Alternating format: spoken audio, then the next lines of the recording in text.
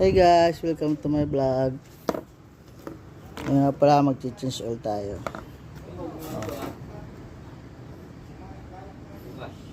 Change oil tayo ng speed tune. Guys, subok to guys. Ayan o. Tingnan yung cup guys. Tingnan yan guys.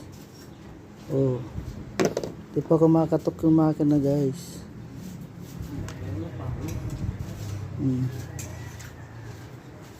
Itim. Vlog mo yan.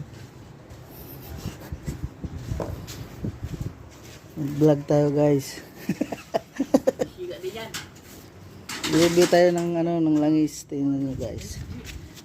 Tanggal na ako ng langis guys. Ayan o. Kakaunti na. Hindi man na isang baso yan.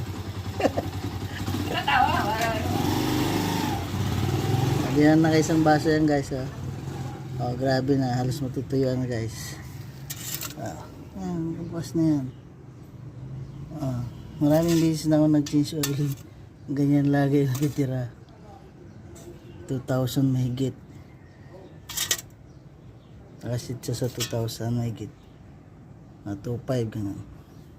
Daily use yan guys ha. Daily use. Sa aking trabaho. Bilang Maxim rider. Ito guys ha. Change oil. Super oil. May libre pa yan guys na sticker.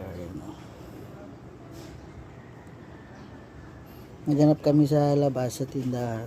Out of stock sila. Kaya bumili kami sa Shopee. I love Shopee. Ayan o. Kanyang box o. Ayan. Ayan guys. Mag-change oil tayo guys.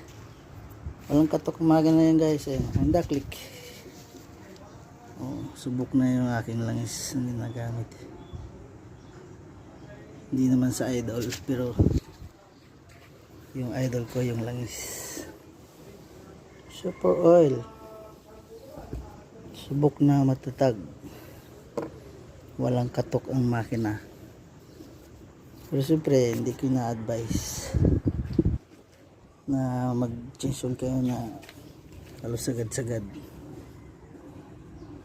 Ito ano lang, kaya wala lang budget na lang nakabili sa Shopee. Wala, naghahanap ako sa mga tindahan, wala akong makita.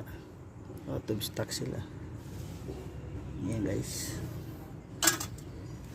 Ay, portahan natin guys. So speed tuner.